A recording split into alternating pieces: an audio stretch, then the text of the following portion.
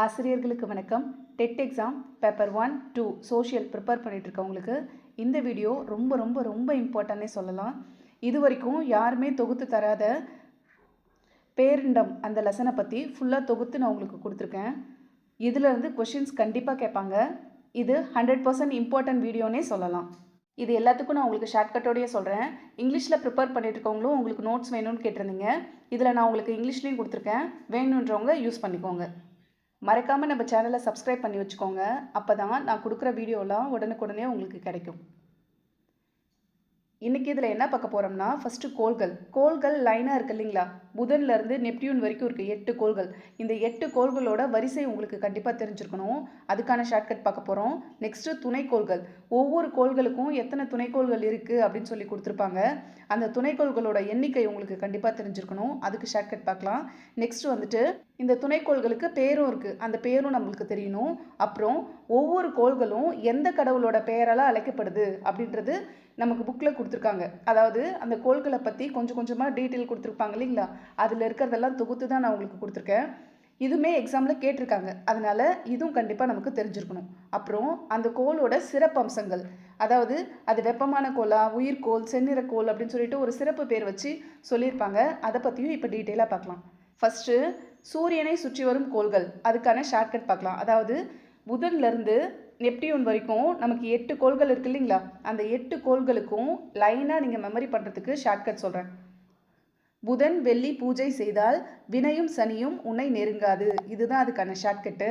இங்கே புதன் அப்படின்னு இருக்கா? அப்போ இதுதான் ஃபஸ்ட்டு கோள். புதன் வெள்ளி பூஜை வருதுங்களா? அப்போ இது பூமி. இந்த ஆர்டர் உங்களுக்கு கண்டிப்பாக தெரிஞ்சிருக்கணும். எதுக்காகனா, நீங்கள் நினைக்கலாம், என்ன மேம் எல்கேஜி யூகேஜி பசங்க மாதிரி எங்களை இந்த கோள்களை மெமரி பண்ண சொல்கிறீங்க லைனா அப்படின்னு சொல்லி கேட்கலாம். இது கண்டிப்பாக வேணும். ஏன்னா இங்கே கொடுத்துருக்காங்க பாருங்கள், உட்புற கோள்கள், வெளிப்புற கோள்கள் அப்படிலாம் இருக்குது. இது பின்னாடியுமே நமக்கு யூஸ் ஆகும். இந்த ஆர்டர் கண்டிப்பாக நமக்கு தெரிஞ்சிருக்கணும். அதுக்காக தான். சரிங்களா? ஃபஸ்ட்டு புதன், 2வது வெள்ளி, 3வது பூஜை. இங்கே செய்தால் இருக்கா? அப்போ இது செவ்வாய் அப்படின்றத ஞாபகம் வச்சுக்கோங்க. புதன் வெள்ளி பூஜை அப்படின்றது பூமி, செய்தால் செவ்வாய், வினையும்னா என்னது? வியாழன். சரிங்களா? வினையும்னா வியாழன், சனியும் அப்படின்னா சனிக்கோள், உனைன்றது என்ன சொல்லுவோம் நம்ம இங்கிலீஷில் எப்படி எழுதுவோம்? யூ தானே ஃபஸ்ட்டு ஸ்டார்ட் பண்ணுவோம். அப்போ யுரேனஸ் அப்படின்றது ஞாபகம் வச்சுக்கோங்க. யுரேனஸ். நெக்ஸ்ட்டு நெருங்காது நெப்டியூன். அவ்வளோதான். ஆல்ரெடி இந்த சூரியனை சுற்றி வரும் கோள்கள் உங்களுக்கு தெரிஞ்சதுன்னா விட்டுருங்க. தெரியாதவங்க மட்டும் இந்த ஷார்ட்கட்டை யூஸ் பண்ணிக்கோங்க. புதன் வெள்ளி பூஜை செய்தால் வினையும் சனியும் உன்னை நெருங்காது. இந்த சென்டென்ஸ் மட்டும் உங்களுக்கு தெரிஞ்சதுனாவே ஈஸியாக இதோட ஆர்டர் உங்களுக்கு தெரிஞ்சிடும். நெக்ஸ்ட்டு கோள்களின் வகைப்பாடு. கோள்களை வந்து 2ஆக பிரிக்கிறாங்க. உட்புற கோள்கள், வெளிப்புற கோள்கள் அப்படின்னு சொல்லி சொல்கிறாங்க. அதாவது உட்புற கோள்கள், புவி நிகர் கோள்கள். இது கேட்டிருக்காங்க. உட்புற கோள்கள் எது அப்படின்னா, ஃபஸ்ட்டில் இருக்க 4 கோள்களும் உட்புற கோள்கள்னு சொல்கிறாங்க. அதாவது புதன், வெள்ளி, பூமி, செவ்வாய். ஃபஸ்ட்டில் இருக்க 4 வந்து உட்புற கோள்கள். அப்படி இல்லைன்னா புவி நிகர் கோள்கள் அப்படின்னு சொல்லி சொல்கிறாங்க. நெக்ஸ்ட்டு வெளிப்புற கோள்கள் அல்லது வியாழன் நிகர கோள்கள் அப்படின்றது என்னதுன்னா, வியாழன், சனி, யுரேனஸ், நெப்டியூன். இது 4ம் லாஸ்ட்டாக இருக்க 4ம் வெளிப்புற கோள்கள். இது வந்து உங்களுக்கு மிஸ்மேட்ச் கொடுத்து இதில் பொருந்தாதது எதுன்னு கேட்குறதுக்கு வாய்ப்பு இருக்குது. சரிங்களா? அப்படி இல்லைன்னா இந்த ஆர்டரை மாற்றி கொடுப்பாங்க. சனி, வியாழன், யுரேனஸ், செவ்வாய். இல்லைன்னா இதோட ஆர்டரை மாற்றி கொடுப்பாங்க. எப்படின்னா வியாழன், சனி, யுரேனஸ், செவ்வாய் இந்த மாதிரி கொடுத்துட்டு கொடுக்கப்பட்டுள்ளவற்றில் சரியானதை தேர்ந்தெடு அப்படின்னு சொல்லி கேட்பாங்க. அதனால் இது நல்லா பார்த்துக்கோங்க. நெக்ஸ்ட்டு துணைக்கோள்களின் எண்ணிக்கை. இது இம்பார்ட்டன்ட். ஒவ்வொரு கோள்களுக்கும் எத்தனை துணைக்கோள்கள் இருக்குது அப்படின்னு சொல்லி கேட்பாங்க. துணைக்கோள்கள்னால் வேறு ஒன்றும் இல்லை. இப்போ நம்ம பூமிக்கு துணைக்கோள் எதுனா நிலாவை சொல்லுவோம். அப்போ நிலா தானே நம்மளோட துணைக்கோள். அதே மாதிரி ஒவ்வொரு பிளானட்க்குமே துணைக்கோள்கள் இருக்குது. அது எத்தனை இருக்குன்றதை பார்க்கலாம். இது நம்ம ஈஸியாக ஷார்ட்கட்லேயே ஞாபகம் வச்சுக்கலாம். புதனுக்கும் வெள்ளிக்கும் எந்த ஒரு துணைக்கோளுமே இல்லை. சரிங்களா? புதனுக்கும் வெள்ளிக்கும் எந்த ஒரு துணைக்கோளுமே கிடையாது. பூமி தான் ஃபஸ்ட் ரேங்க் வாங்கியிருக்குன்னு வச்சுக்கோங்க. அப்போ பூமிக்கு ஒன்றே ஒன்று இருக்குது. அது என்னதுன்னா நிலா இருக்குது. செவ்வாய்க்கு 2 இருக்குது. சரிங்களா? இதை 4ஆக பிரிச்சுக்கோங்க. புதன், வெள்ளி, புவி, செவ்வாய் இப்படின்னு 4ஆக பிரிச்சுக்கிட்டிங்கன்னா, இந்த மேக்ஸில் நான் பார்த்துருக்கீங்களா? நம்பர் சீரீஸில் 0, 0, 1, 2 இப்படின்னு வரும் இல்லைங்களா? அதே மாதிரி தான் ஏறு வரிசையில் எழுதுக அப்படின்னக்குள்ளே வருது இல்லைங்களா? அது மாதிரி ஞாபகம் வச்சுக்கோங்க. அப்போ புதனுக்கும் 0, வெள்ளிக்கும் 0. அப்போ பூமிக்கு ஒன்றே ஒன்று இருக்குது, செவ்வாய்க்கு 2 இருக்குது. இப்போ இது 4 உங்களுக்கு ஈஸியாக மெமரி ஆகிடுதுங்களா? நெக்ஸ்ட்டு வியாழன், சனி, யுரேனஸ், நெப்டியூன். இது எப்படி ஞாபகம் வச்சுக்கலாம்னா வியாழன், வியாழன்றது 67. அப்போ இருக்கிறதுலே மிகப்பெரிய கோள் எது அப்படின்னு சொல்லி கேட்டாங்கன்னா நம்ம வியாழனை சொல்லலாம். சரிங்களா? இருக்கிறதுலே மிகப்பெரிய கோள் வியாழன், 67 இருக்குது. அதுவும் இது எப்படி வருது 1/1 6க்கு அப்புறம் 7 அப்படின்னு வருதுங்களா?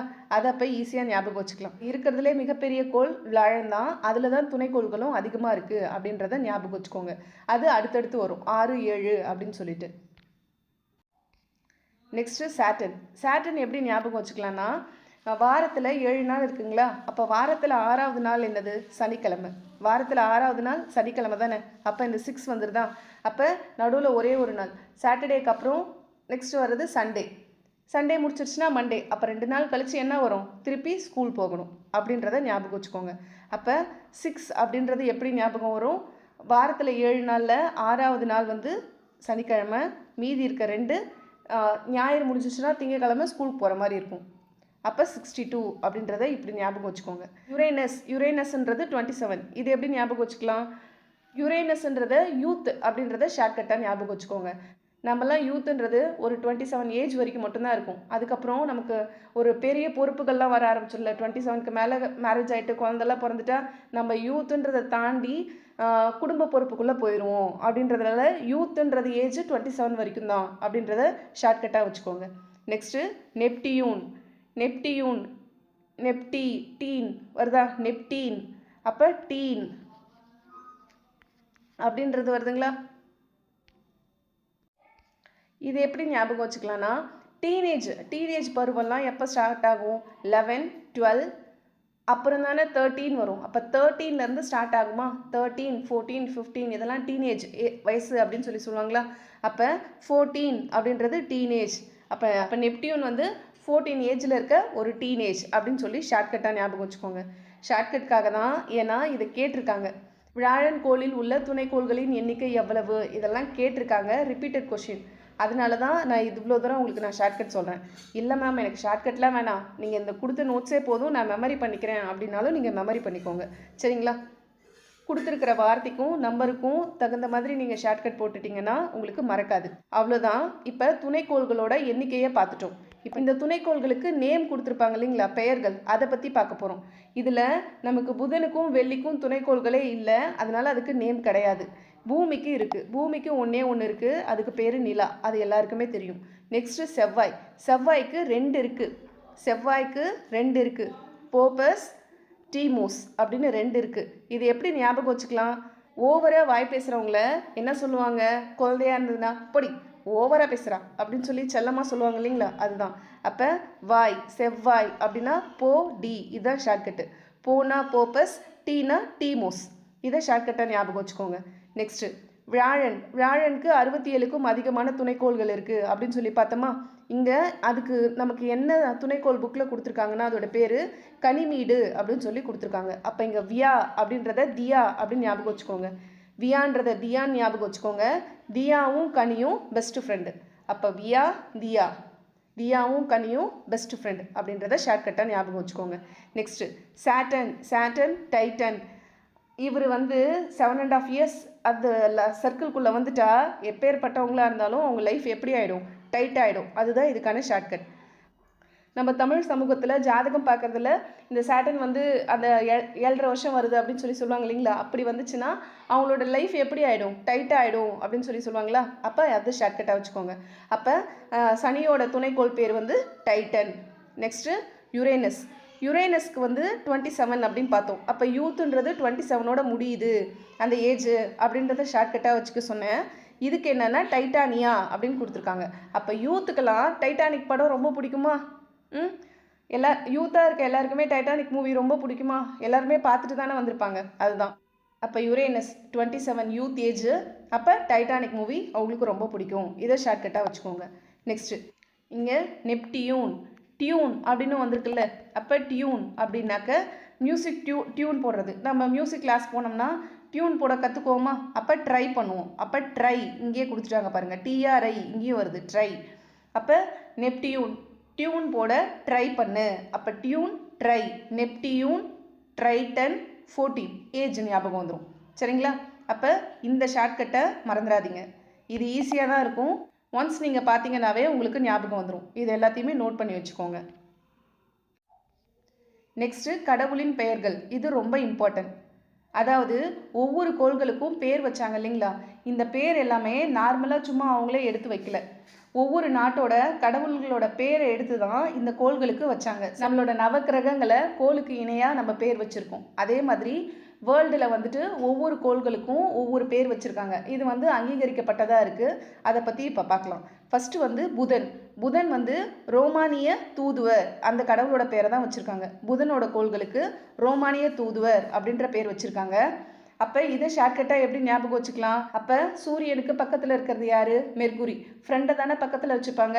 அப்போ மற்ற கோள்களுக்கெல்லாம் ஏதாவது ஒரு ஹெல்ப் வேணும்னா யார்கிட்ட தூது போவாங்களாம்? யார்கிட்ட தூது போவாங்க? புதன்கிட்ட தான் தூது போவாங்க. இங்கே ஏன் நாங்கள் ரோமானிய சொல்லலைன்னா எல்லா இதுக்குமே ரோமானிய கடவுள் தான் வச்சுருப்பாங்க. ஒரே ஒரு கடவுள் மட்டும்தான் வேற ஒரு நாட்டிலேருந்து எடுத்து வச்சுருப்பாங்க. அது பின்னாடி பார்க்கலாம். இங்கே ரோமானிய தூதுவர். அப்போ ரோமானிய தூதுவ கடவுள் தான் புதன் கோளுக்கான நேமு. அப்போ தூது யார் போவா? புதன். ஏன்னா புதன் தான் சூரியனுக்கு பக்கத்துலேயே இருக்குது. நெக்ஸ்ட்டு வெள்ளி, வீனஸ். ரோமானிய அன்பு மற்றும் அழகின் பெண் கடவுள். சரிங்களா? இதுதான் இருக்கிறதுலே பெண் கடவுள். அப்போ வெள்ளி கொலுசு இதெல்லாமே பெண்களுக்கு தானே அணிவாங்க. அப்போ கொலுசு போட்டால் பெண்கள் அழகாக இருப்பாங்க அப்படின்னு சொல்லுவாங்களா? அப்போ ரோமானிய அன்பு மற்றும் அழகின் பெண் கடவுள் யார்? வீனஸ், வெள்ளி. சரிங்களா? நெக்ஸ்ட்டு எர்த்துக்கு எந்த பேருமே இடலையும், அதனால அதை பற்றி நமக்கு பிரச்சனை இல்லை, விட்டுருங்க. நெக்ஸ்ட்டு செவ்வாய்னா ரோமானிய போர்க்கடவுள். செவ்வாய் ரோமானிய போர்க்கடவுள். அங்கே நம்ம பார்த்தோம் இல்லைங்களா? செவ்வாய்க்கு 2 துணைக்கோள்களுக்கு போடி அப்படின்னு ஒரு ஷார்ட்கட் பார்த்தோம்ல, அதே மாதிரி தான். ஓவராக வாய் பேசிகிட்டே இருந்தால் போரே வந்துடும். இந்த நெய்பர்ஸ் இருப்பாங்க, அப்படியே பேசிகிட்டே இருப்பாங்க. ஓவராக வாய் பேச ஆரம்பித்தாங்கன்னா பெரிய சண்டையே வெடிச்சிடும் ஸ்ட்ரீட்டில். அதே மாதிரி தான். அப்போ செவ்வாய்னா அங்கே ஒரு சண்டை வருது, வாய் பேசினாவே சண்டை வரும். அப்போ செவ்வாய் ரோமானிய போர்க்கடவுள் அப்படின்றத ஷார்ட்கட்டாக வச்சுக்கோங்க. நெக்ஸ்ட்டு வியாழன்றது ஜூபிட்டர், ரோமானிய முதன்மை கடவுள். இது எப்படி ஞாபகம் வச்சுக்கலாம்? இருக்கிற கோள்கள்லேயே மிகவும் பெரிய கோள் எது அப்படின்னு கேட்டால் அது வியாழன். அப்போ அதுதானே முதன்மை. அப்போ ரோமானிய முதன்மை கடவுள்.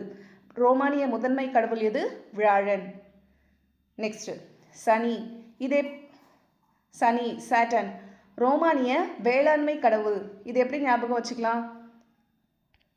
இந்த ஈஸ்வரன் லைஃப்குள்ளே வந்துட்டா, அதாவது அந்த 7.5 years வந்துட்டாக்க சாப்பாட்டுக்கு பஞ்சம் இருக்காது. ஆனால் வச்சு செய்வார் அப்படின்னு சொல்லுவாங்களா? அந்த உயிர் போகாது, ஆனால் எந்த அளவுக்கு வச்சு செய்ய முடியுமோ வச்சு செய்வார் இவர் அப்படின்னு சொல்லுவாங்க இல்லைங்களா? அதே தான். அப்போ வேளாண்மை, சாப்பாட்டுக்கு பிரச்சனை வராது, அதெல்லாம் குறைவில்லாமல் நிறைவாக செய்வார். ஆனால் மற்றபடி இருக்கிற எல்லா கஷ்டத்தையும் கொடுப்பாரு அப்படின்ற மாதிரி சொல்லுவாங்க இல்லைங்களா?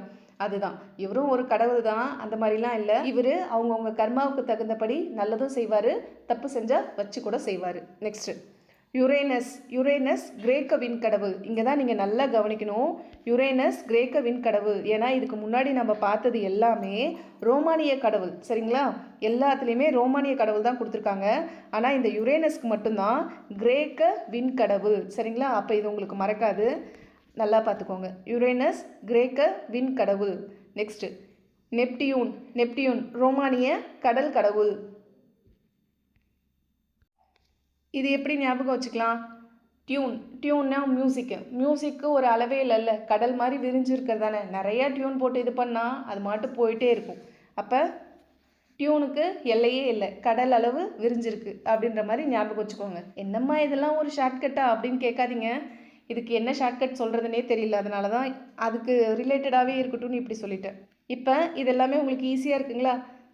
பேப்பர் 1 படிச்சுட்ருக்கோங்க, கண்டிப்பாக இதை நல்லா பார்த்துக்கோங்க. இது நிச்சயமாக வர்றதுக்கு வாய்ப்புகள் அதிகமாகவே இருக்குது. பேப்பர் 2க்குமே ஈஸியாக கேட்கணும், 6th கேட்கணும் அப்படின்னா கண்டிப்பாக இதை கேட்பாங்க. சரிங்களா? நெக்ஸ்ட்டு கோள்களின் சிறப்புகள். கோள்களோட சிறப்புகளை பற்றி பார்க்க போகிறோம். புதன் தான் சூரியனுக்கு மிக அருகில் உள்ள கோள். சூரியனுக்கு மிக அருகில் உள்ள கோள் எது அப்படின்னு கேட்டால் அது புதன். நெக்ஸ்ட்டு மிகவும் வெப்பமான கோள் மற்றும் புவியின் இரட்டை கோள் அப்படின்னு சொல்லுவாங்க. அதாவது பூமி இருக்கு இல்லைங்களா, பூமியோட ட்வின்ஸ் எதுன்னு கேட்டாக்க வெள்ளி தான்.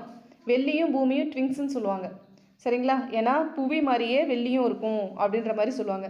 அப்போ ரெட்டை பிறவி, ரெட்டை குழந்தைன்னே சொல்லலாம். பூமியும் வெள்ளியும் பக்கத்து பக்கத்தில் இருக்குல்ல, அப்போ ரெண்டுமே ஃப்ரெண்ட்ஸு, ட்வின்ஸ், ஃப்ரெண்ட்ஸ் வராது ட்வின்ஸ் அப்படின்னு சொல்லலாம். அப்போ பூமியோட ரெட்டை பிறவி எது? வெள்ளி. சரிங்களா? நல்லா கவனிச்சுக்கோங்க. புதன் வந்து சூரியனுக்கு மிக அருகில் இருக்கும் கோள் தான். ஆனால் வெள்ளி மிகவும் வெப்பமான கோள். மிகவும் வெப்பமான கோள் எதுன்னு கேட்டுட்டு புதன் கொடுத்துட்டாங்கன்னா புதனை சூஸ் பண்ணிடாதீங்க. ஏன்னா வெள்ளி தான் மிகவும் வெப்பமான கோள். சரிங்களா? ஏன்னா பக்கத்துலேயே இருக்குன்னு ஒரு சிலர் புதனை செலக்ட் பண்ணவும் வாய்ப்பு இருக்குது. அதுக்காக சொல்ல வரேன். நெக்ஸ்ட்டு புவி, உயிரினங்கள் வாழும் உயிர்கோளம். இது எல்லாருக்குமே தெரிஞ்சிருக்கும். செவ்வாய்னா செந்நிறக்கோள். சரிங்களா? இது ஒரு முறை எக்ஸாமில் எப்படி கேட்டிருந்தாங்கன்னா, செவ்வாய்க்கோளின் சிவப்பு நிறத்திற்கான காரணம் என்ன அப்படின்னு சொல்லி கேட்டிருந்தாங்க. ஏன்னா இரும்பு ஆக்சைடு அங்கே அதிகமாக இருக்குது. சரிங்களா? நெக்ஸ்ட்டு வியாழன் தான் சூரிய குடும்பத்தோட மிகப்பெரிய கோளே. வியாழன் சூரிய குடும்பத்தின் மிகப்பெரிய கோள். நெக்ஸ்ட்டு சனி, வளையங்களை கொண்ட கோள், அடர்த்தி நீரை விட குறைவு. நல்லா கவனிச்சுக்கோங்க. இதோட அடர்த்தி வந்து தண்ணியை விட குறைவாம். வளையங்களை கொண்ட கோள் எதுன்னு கேட்டிருக்காங்க. அது சாட்டர்ன். நெக்ஸ்ட்டு யுரேனஸ்ன்றது உருளும் கோள். அதாவது தன்னைத்தானையும் சுற்றிக்கும். அது மாதிரி ஒரு மாதிரி உருளும். அச்சு வந்து ரொம்ப சாஞ்சிருக்கும் அப்படின்னு சொல்கிறாங்க. இது நல்லா நோட் பண்ணிக்கோங்க. நெக்ஸ்ட்டு நெப்டியூன், இருக்கிறதுலே ரொம்ப குளிரான இருக்கிற கோள் எதுனா நெப்டியூன். ஏன்னா அங்கே வந்து சன்லைட்டே படாதில்ல. சூரியன் ஒரு மூலையில் இருப்பார், நெப்டியூன் லாஸ்ட்டாக இருப்பார். அப்போ குளிர்ந்த காற்று வீசும் கோள் எதுனா நெப்டியூன். உங்ககிட்ட ஒரு இம்பார்ட்டண்டான மெசேஜ் சொல்லணும். சொல்கிறதுக்கு கொஞ்சம் கஷ்டமாக தான் இருக்குது, இருந்தாலும் நான் சொல்லி தான் ஆகணும். ஏன்னா நம்ம இதுக்கு முன்னாடி தமிழ், இங்கிலீஷு, சைக்காலஜி இது போட்டுட்ருந்தோம். இப்போ வந்துட்டு சயின்ஸ், மேக்ஸு, சோஷியல் போடலாம் போட்டுட்ருக்கோம். நடுவில் உங்களுக்கு சைக்காலஜி, தமிழ், இங்கிலீஷ் இதுவுமே வரும். ஆனால் இந்த சோஷியல் கிளாஸ்க்கு மட்டும் நிறைய வியூஸ் வர்றது கிடையாது. மேபி நீங்களே படிக்கலாம், ஈஸியாக இருக்குன்னு படிக்க ஆரம்பிச்சிருந்தாலும் இருப்பீங்க. எனக்கு சயின்ஸ்க்கு கொடுக்குற ரெஸ்பான்ஸ் வந்து இங்கே சோஷியலுக்கு அந்தளவுக்கு கிடைக்கிறதில்ல. அப்படின்னும் போது நீங்களாவே இது படிக்கலாம் அப்படின்னு நீங்கள் முடிவு பண்ணி படிச்சிங்கன்னா ஓகே தான், ஒன்றும் ப்ராப்ளம் இல்லை. எனக்கு இந்த டைமை நான் சயின்ஸ், மேக்ஸ்க்கு ஸ்பெண்ட் பண்ணலாம் அப்படின்ற மாதிரி எனக்கு ஒரு தாட் இருக்குது. ஏன்னா ஒரு விஷயத்த யாருக்கு அதிகமாக தேவைப்படுதோ அவங்களுக்கு சொல்கிறதுல தப்பு இல்லை இல்லைங்களா? நான் வந்து நிறையா கிளாஸஸ் ப்ரிப்பேர் பண்ணிகிட்ருக்கேன். Tamil, English, maths, science, psychology இது எல்லாத்தையும் ப்ரிப்பேர் பண்ணிகிட்ருக்கேன். இதில் சோஷியலுக்கு பெருசாக வியூஸ் வர்றதில்லை அப்படின்றதுனால என்ன டிசைட் பண்ணியிருக்கேன்னா, சோஷியல் கிளாஸ் இல்லைன்னா ஸ்டாப் பண்ணிடலாமா, இந்த டைமை மற்ற கிளாஸஸ்க்கு கொடுக்கலாமா, ஏன்னா நான் கொஷின் பேப்பரும் ப்ரிப்பேர் பண்ணிகிட்ருக்கேன். இந்த சோஷியலுக்கும் கொஞ்சம் பேர் படிச்சுட்ருக்கீங்க. அவங்களுக்காக இந்த டெஸ்ட்டை மட்டும் கண்டினியூ பண்ணி கொண்டு போகலாம் அப்படின்ற தாட்டும் இருக்குது. இப்போ நம்ம ஃபஸ்ட்டு 4 லெசன் டெஸ்ட் எழுதிருப்போம் இல்லைங்களா? நெக்ஸ்ட் இருக்க இந்த 4 லெசன்லேயே எது ரொம்ப இம்பார்ட்டன்ட் அப்படின்னு பார்த்தா பேரண்டம் மற்றும் சூரிய குடும்பம். இந்த லெசன் தான் ரொம்ப இம்பார்ட்டன்ட். இந்த லெசனை நீங்கள் நல்லா படிச்சுக்கோங்க, எதையுமே மிஸ் பண்ணிடாதீங்க. இதில் கொஷின்ஸ் வர்றதுக்கு வாய்ப்புகள் அதிகமாகவே இருக்குது. மீதி இருக்கிற லெசன்ஸ் எல்லாத்தையும் ஒரு கிளான்ஸ் நல்லா படிச்சுக்கோங்க. அதில் இருக்கிறதையும் நீங்கள் நோட்ஸ் எடுத்து வச்சுக்கோங்க. ஆனால் இந்த 4 லெசனில் ஃபஸ்ட்டு ப்ரிஃபரன்ஸ் நீங்கள் எதுக்கு கொடுக்கணுன்னா பேரண்டம் மற்றும் சூரிய குடும்பம். சரிங்களா? இப்போ இது 4க்கான டெஸ்ட். இப்போ இந்த 4 லெசனும் நல்லா முடிச்சிட்டிங்கன்னா இதுக்கான டெஸ்ட்டு அடுத்து வர கிளாஸில் பார்க்கலாம். மறக்காமல் ஒரு லைக் கொடுத்து ஹைப் கொடுங்க. நீங்கள் கொடுக்குற லைக் அண்ட் ஹைப் தான் எனக்கு அடுத்தடுத்து இது போல் நிறையா வீடியோஸ் எடுக்கிறதுக்கு மோட்டிவேஷனாக இருக்கும். உங்கள் ஃப்ரெண்ட்ஸ்க்கும் ஷேர் பண்ணுங்கள். நல்லதே செய்வோம், நல்லதே நடக்கும். நன்றி.